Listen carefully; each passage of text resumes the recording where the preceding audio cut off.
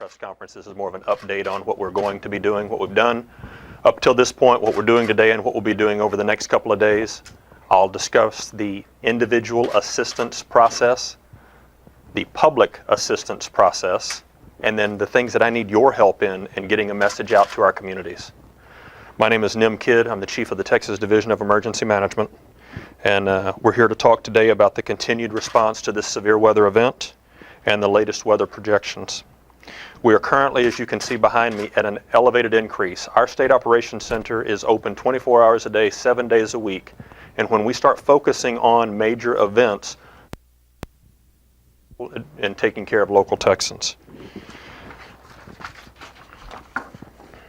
Our overall message is that life safety comes first, and that working with our local partners, we're doing everything possible to make sure that as Texans are rescued, they have a safe place to stay, a dry place to stay, that they're getting shelter, and I know that that's happening at the local level. And then the next phase of that is working with our volunteer agencies and organizations, our faith-based organizations, and our federal partners as we move into individual assistance and public assistance phases. So we have several maps and graphs here today that I want to go over with you. We've got them on the screens beside you as well as we have them here. And if you're interested in them, we can have our Media and Communications Office email you the actual pictures if you want to use them. One of the things that I want to show here and talk about is the drought from 2014 to where we are today. Pretty impressive change in the graphics, right? That's a lot of rain. So then we're going to kind of go through this one by one, and then the next one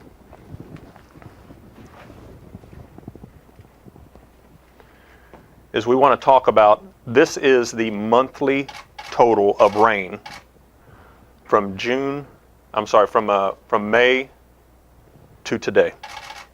That's a lot of rain, and you can see in some cases where we've got these dark reds and purples, we are 10 to 15 inches of rain over certain parts of the state. You put that kind of rain in any surface on any area, we're going to get some severe flooding. And that's why it's so critical that we continue to get this message out. The next thing that we want to talk about, and will be in the future, is that even if it's not raining in your part of the state, the way that the rivers run, you could get flooding in your area under blue, clear skies. And it's so critical that we get that message out that people in the community need to pay attention to their local weather forecast, not drive around barricades, and remember to turn around, don't drown.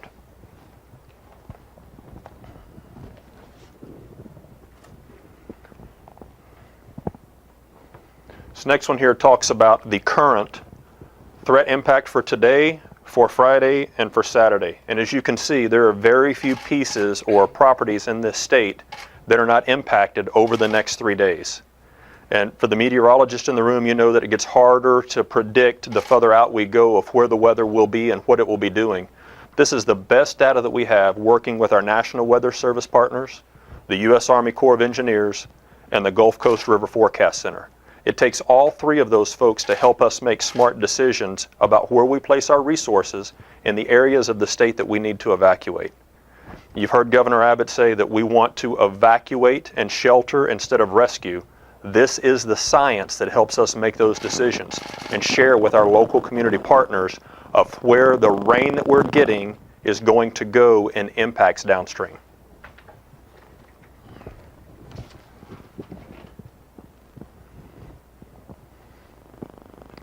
This graph shows the Gulf Coast River Forecast Center's gauges and where they are in the various flood stages. The Corps of Engineers map will show us that almost all of our lakes are full and they're at capacity. More rain coming is going to cause more problems down the road. So these sensors that are out along these major rivers help us better understand what's happening in near real time to share that message with our local partners. And as you can see, all of these rivers, and one of the next maps that we'll talk about, all of these rivers are going to heavily impact a lot of our downstream communities.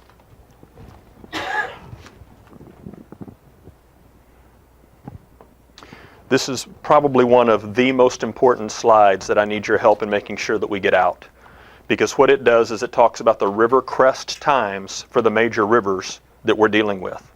And so as you look along the Red River, you will see through the next week, even if the rain stops today, these rivers will crest in these locations. And so if it stops raining, we're not out of this. Even though the forecast says we're going to get 3 to 5 days of rain, and we might get 3 days of sunshine, all of these rivers will continue to crest, and they will come out of their banks. So it's very important that we share this message with our local partners downstream.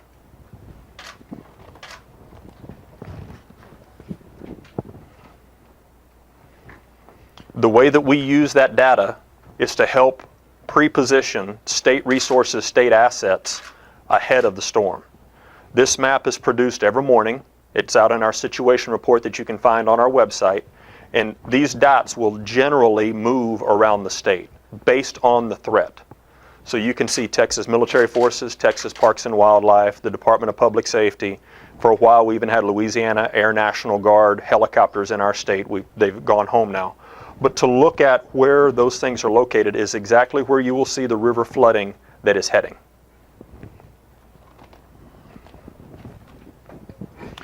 Talk a little bit about our partners at the American Red Cross, and this is from their graphics. These are areas that they have put shelters, food, water, health service, mental counseling, or relief supplies all across the state in their impacted areas. So once we do, hopefully, evacuation ahead of rescue, if we have to do rescue, we need people to have a safe place to stay. Our local partners, our local churches, and the American Red Cross are great partners in that, and I want to thank them for their efforts.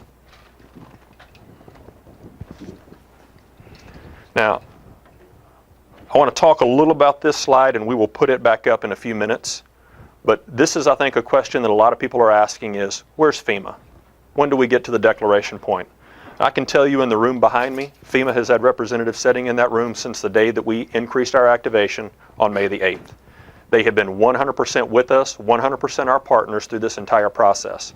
But when we start talking about the individual assistance and the public assistance thresholds that we as a state are mandated to meet, you may understand better why FEMA is not out doing things in the public that you see that they're doing. Instead, they're here working with us to support us. So I want to bring this process back up in a minute.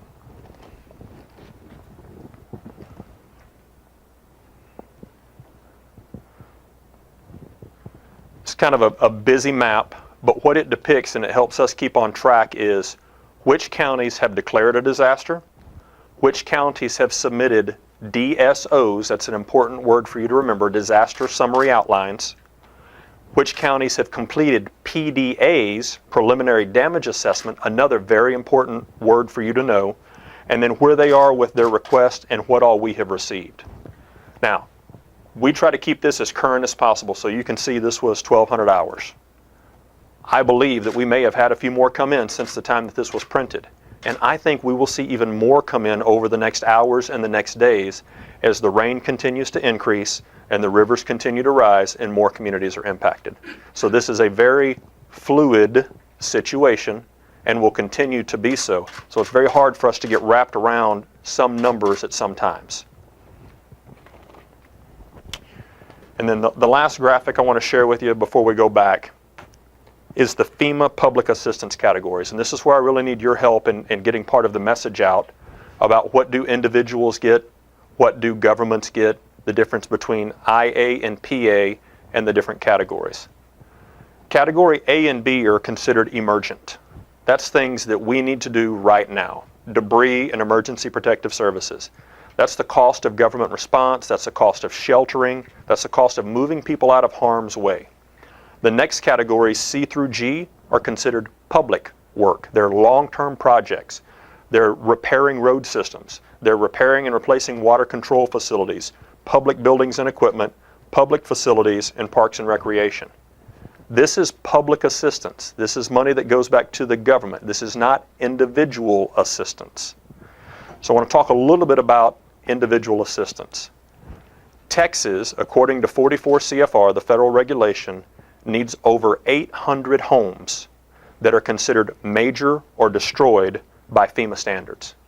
Now, what that means is not just water in your yard, and we're talking floods here, not just water in your yard or water even on your carpet of your house. That would be considered minor.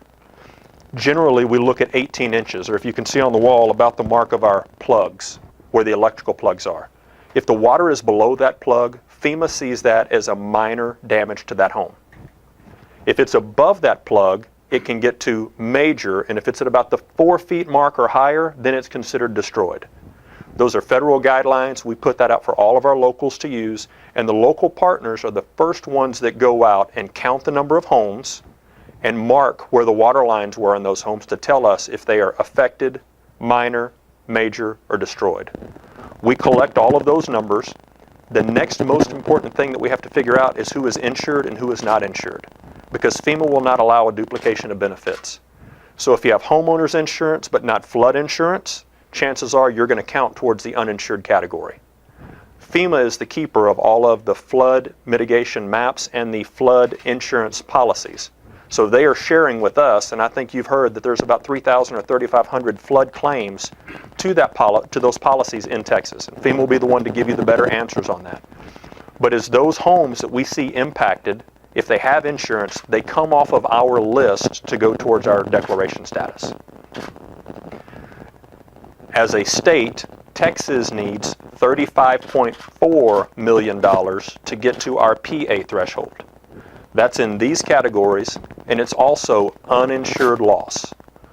If a community builds a new fire station, and that fire station has a bond that goes along with it, and they have to carry an insurance policy, that insurance policy pays first. FEMA would only pick up the deductible or what is not covered. And that's why it takes us a little time to figure out if we have met our thresholds. It's not as easy as these first two where we're going to go out and save lives. It's not as easy as opening up shelters and putting people in shelters. But it's more of a long-term process like an insurance claim of where the federal damages are and ensuring that there is not a duplication of benefits. Make sense so far? All right, let me get through here real quick, and then we'll probably start working on some question and answer. So we've talked about our Corps of Engineer partners and their lakes and their waterways. We've talked about streams, and one of the most important things that I'll need your help with as we brand the end of this message is turn around, don't drown. We've got to get that message out. Turn around, don't drown. Do not drive through a low water crossing that has water over the road, and do not drive around a barricade blocking a road even if you don't see water on the road. When we talk about flash floods here in Central Texas, that's truly what it is. You've seen the damage in Wimberley. That is rising water coming very fast, very hard, and sometimes very high. And there is nothing that we can do to stop that other than stay out of its way.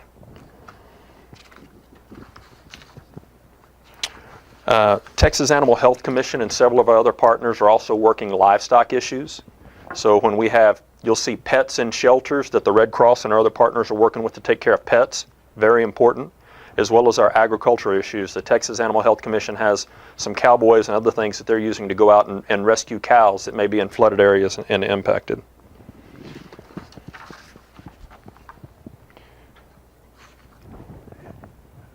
I'll tell you what, let's take a few questions now if y'all are all right with that, and I'll be happy to answer some, and then I'll do some closing remarks. So any questions? You guys opened the OEM May 4th. You said you ramped up more efforts May 8th, looking at specific rivers that could crest. Am I on track?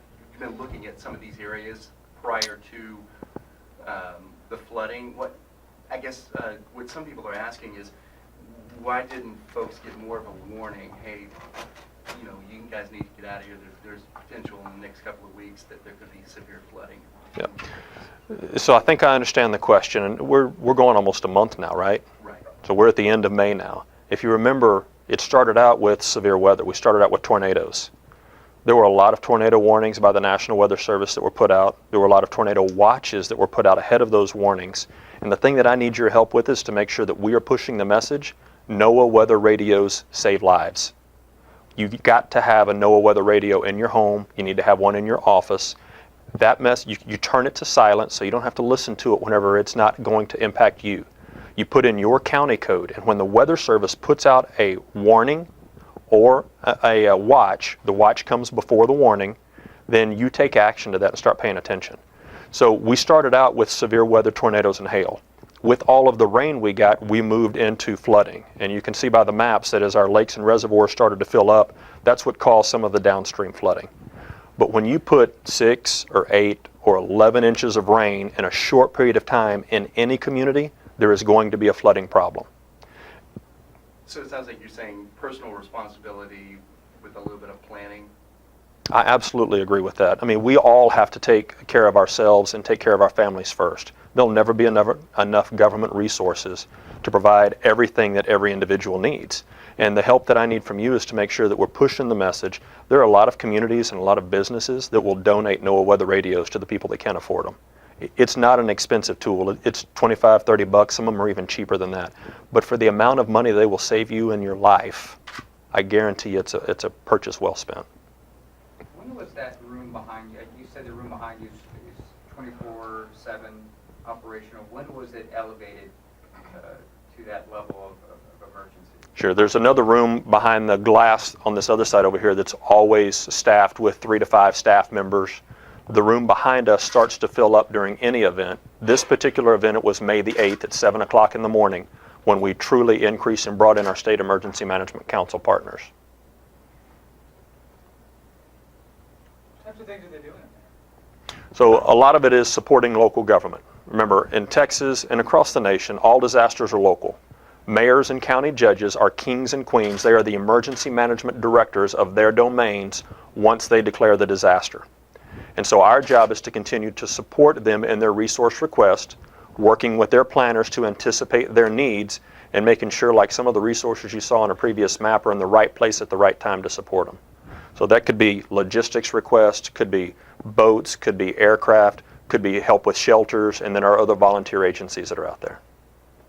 This may be a little preemptive because I know we're still in the middle of rescue and recovery, but once we've sort of moved into the next phase, are you guys going to look at some of these areas they crested, look at more of the floodplains in Texas, sort of develop a plan for the next event?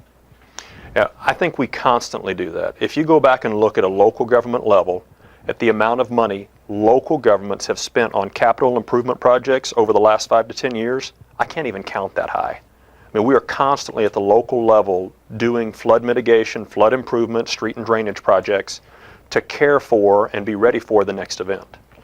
At the state and federal level, FEMA has put hundreds of millions of dollars in Texas in flood mitigation projects. So I would say that has always been an ongoing process.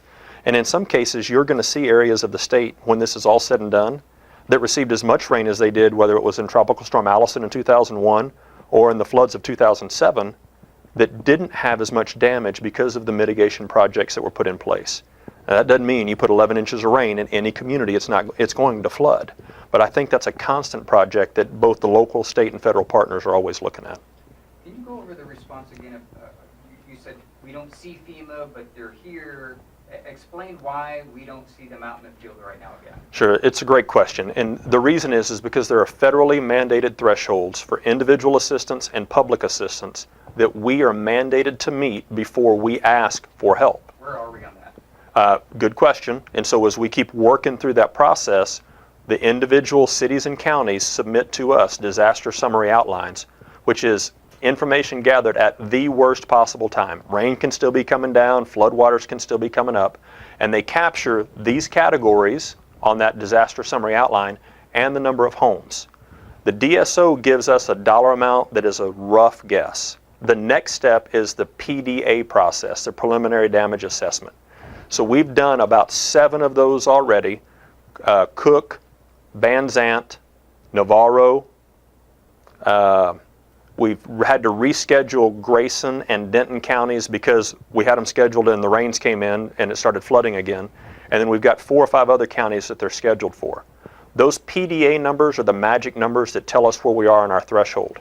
And with the number of communities that you saw to only be at the point of having 5 or 7 of those done right now, we're not quite at our thresholds. So out of the 37 current disaster declarations, you've received only 7, and it sounds like most of them were in kind of northern, like where the tornado damage, nothing like in Hayes or like south where most of the flooding. Yeah, so let's clear that up. The governor has declared 46 counties in Texas today. And out of those 46 counties, the ones that have been able to complete were mostly in West Texas, where they got early tornadoes and were able to survey their damage and go out in decent weather to do their PDAs, or in Van, where the tornadoes hit early on, and then Cook, Denton, Grayson counties, we had to reschedule.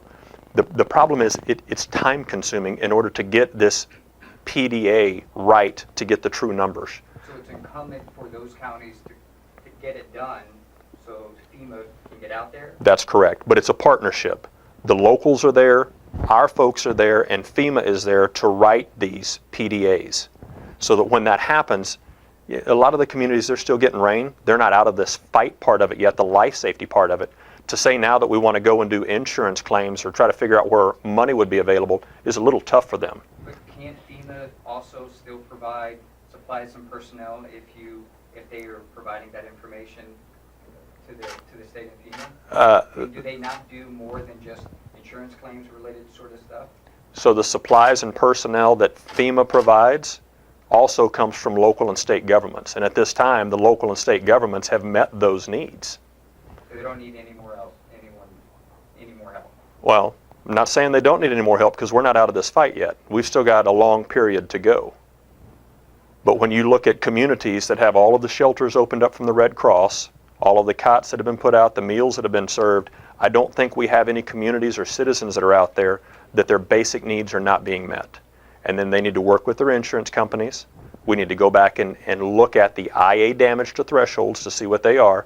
And even then, the max grant from FEMA to an individual is $33,000. That's under the IA threshold number. $33,400, maybe a little bit of change. But that has to meet all of the qualifications about, are they the owner, or are they a renter? Are they a tenant? Who owns the house? What kind of other insurance? All of that has to be worked out. But that is secondary compared to the life safety needs that we're taking care of today.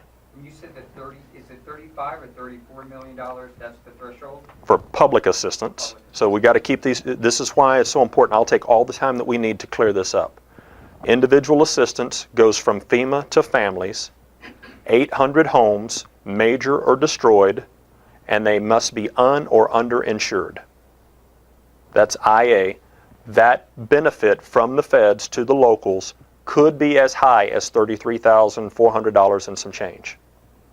So stop there and now talk about public assistance, which are these categories, money that goes back to governments and private nonprofits. Those totals for the state have to reach $35.4 million of uninsured loss there as well. And then each county has a specific threshold that that county has to meet. And that's all based on population. And we don't know where we are in the 35.4. We have the initial rough estimates, and about 7 of the 46 counties have been able to complete the more refined estimates, which are the actual numbers that we use. And with those numbers, we are not at that threshold yet. Any idea what the rough estimate is right now? I'd have to go and look at it. We'll get that to you in a little bit. But again, that'll change today again with the people that we have out in the field doing PDAs. Even if we have just an estimate of like where it is today, that's worth mentioning. I'll look and see if we can find that. But the other piece is we're out there, FEMA's out there, the locals are out there. They all go back and compare those numbers to make sure we're singing from the same sheet of music. So it might take us a little bit of time to get that number. What did you say we're going to get there? And it's so hard to say. I mean, it's really so hard to say because of the insured and uninsured loss. And I wish I could tell you yes, and I wish I could tell you no because we didn't have that much damage. I just don't know yet. What did you say earlier was the number of individual claims that are rolling in? I think you had made some kind of estimate. Yeah, FEMA had told me yesterday, and maybe it was early this morning, that they've had over 3,000 flood claims through the FEMA flood insurance program. And really we need to reach back out to FEMA and get that number from them. That'll be more accurate. They'll probably have it up to the day. Is the worst over? I don't think so. I would like to say that it is, but I'm not sure that the worst is over because of the way that the weather is running, and we are so saturated in almost all parts of Texas. And so any rain that comes into our lakes and rivers and waterways, I think is going to come out and come outside of its banks again. And again, that's why it's so critical that you help us stay on message of don't drive through low water crossings, don't drive past a barricade, turn around, don't drown, save your life, and possibly save the life of a first responder that would have to come in and get you. Well, what area, what county do you think was hit the hardest? Again, that's a relative answer. I mean, if it was the county that I live in, that was the one that I would say that got hit the hardest. If it was the one you lived in, you might say the same thing. When you start talking about individual survivors, you know, it's a tough answer. It's hard to say. Now, we can tell you statistically which counties got more water than the others, and I think the map that we have shows who got the heaviest rain. But even with that amount of rainfall, I would be slow to answer because it's going to hit a river, and it could wind up flooding a community that didn't get near that amount of rain and take out those homes along the riverbanks. And rains way up in North Texas still affect us here because all that's going to come down to Colorado, come down to Brazos, come down. No doubt. The thing that I think the most staggering statistic that the Weather Service and the River Forecast Center has shared with me is 10 to 14 days to dewater the state once the rain stops. That means we've got a long way to go. What does dewater the state mean? It means getting all of the lakes and rivers back into a normal operation so that they're not outside of the banks.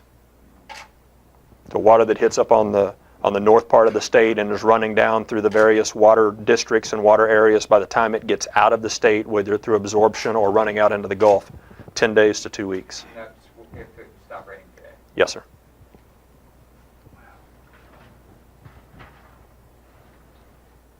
Anything else? And I sure appreciate y'all being here. I know this takes a lot of your time, and what I hope is that you're hearing and getting better data about what's going on, why we're doing what we're doing, and to stay on the message of please don't put your life in jeopardy. Turn around, don't drown, don't drive through low water, and just because it might be sunny outside does not mean you are not in danger of being flooded. So thank you all for your time.